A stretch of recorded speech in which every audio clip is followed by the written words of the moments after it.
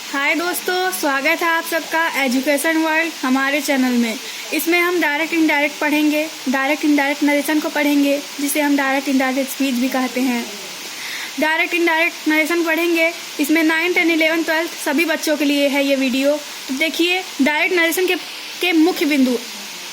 पहला है direct narration के वक्ता स्पीकर के कथन को इन्वर्टेड कॉमा के अंदर रखा जाता है, यानी कि जो भी स्पीकर के द्वारा कहा गया कथन होता है उसे हम इन्वर्टेड कॉमा के अंदर रखेंगे, कभी भी बाहर नहीं रखेंगे। अब दूसरा है रिपोर्टिंग स्पीच। रिपोर्टिंग स्पीच के पश्चात जो कॉमा का प्रयोग होता है वो प्रयोग होता है। रिपोर्टिंग स्पीच के पश्चात कॉमा का प्रयोग होता है। अब इन्वर्टेड कॉमा के अंदर के भाग का प्रथम अक्षर कैपिटल लेटर से लिखा जाता है। इन्वर्टेड कॉमा के अंदर के का प्रथम अक्षर हमेशा कैपिटल लेटर से लिखना चाहिए, कभी भी स्मॉल लेटर से नहीं लिखना चाहिए। अब हम दूसरा देखेंगे, डायरेक्ट से इनडायरेक्ट में बदलने के सामान्य नियम। पहला क्या है बच्चों, इन्वर्टेड कॉमा को हटा देते हैं, यानी कि जो इन्वर्टेड कॉमा को हटाकर उसमें उसके जगह हम क्या लगा सकते हैं, दैट, इफ, वेदर।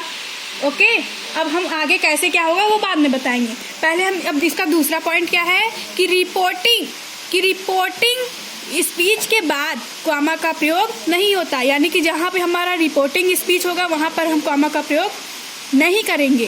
अब डायरेक्ट नरेशन के दो भाग होते हैं, दो भाग में बांटा गया डायरेक्ट नरेशन को। पहला है रिपोर्टिंग स्पीच और दूसरा है रिपोर्टेड स्पीच।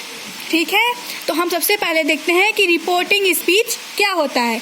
तो वह कथन जिसमें एक वक्ता होता है तथा एक श्रोता भी हो सकता है। रिपोर्टिंग स्पीच में जिस वर्ब क्रिया का प्रयोग किया जाता है वह रिपोर्टिंग वर्ब कहलाती है। क्या कहलाती है? Reporting verb.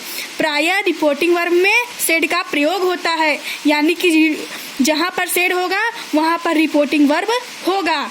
तो इसको इन्वर्टेड कॉमा के बाहर लिखा जाता है। कहाँ लिखा जाता है? इन्वर्टेड कॉमा के बाहर लिखा जाता है। अब देखिए रिपोर्टेड स्पीच क्या होता है। ठीक है, तो देखिए वक्ता के द्वारा जो कहा हुआ कथन होता है, यानी कि जो वक्ता कुछ कहता है उसे इन्वर्टेड कॉमा के अंदर लिखते हैं, और जो इन्वर्टेड कॉमा के अंदर लिखा रहता है वक्ता के द्वारा कही गई बात को, यही कथन हमारी रिपोर्टेड स्पीच कहलाती है। ठीक है, देखिए फॉर एग्जांपल देखते हैं कि इसमें रिपोर्टेड स्पीच क्या होता है, रिपोर्टिंग स्पीच क्या होता है। देखिए हम एक एग्जांपल में सहायता से देखेंगे कि उसमें रिपोर्टिंग स्पीच क्या है और रिपोर्टेड स्पीच क्या है। तो देखिए यहाँ दिया है पहला, the teacher said to me your work has pleased me. तो देखिए ऊपर दिए गए वाक्यों में the teacher said to me एक रिपोर्टिंग स्पीच है, यानी कि यहाँ जो दिया है the teacher said to me, ये क्या है हमारा रिपोर्टिंग, ये हमारा क्या है रिपोर्टिंग स्पीच है। समझ में आया बच्चों?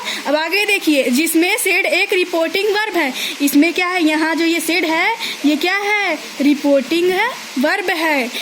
तथा your work has pleased me, your work has pleased me, यहाँ जो लिखा हुआ है your work has pleased me, ये हमारा क्या है, रिपोर्टेड स्पीच। ये हमारा है रिपोर्टेड स्पीच। आगे की वीडियो हम जानेंगे कि कितनी प्रकार के अर्थ की दृष्टि से सेंटेंसेस होते हैं और उसको डायरेक्ट इनडायरेक्ट में कैसे बदला जाता है। आज के लिए इतना ही। धन्यवाद।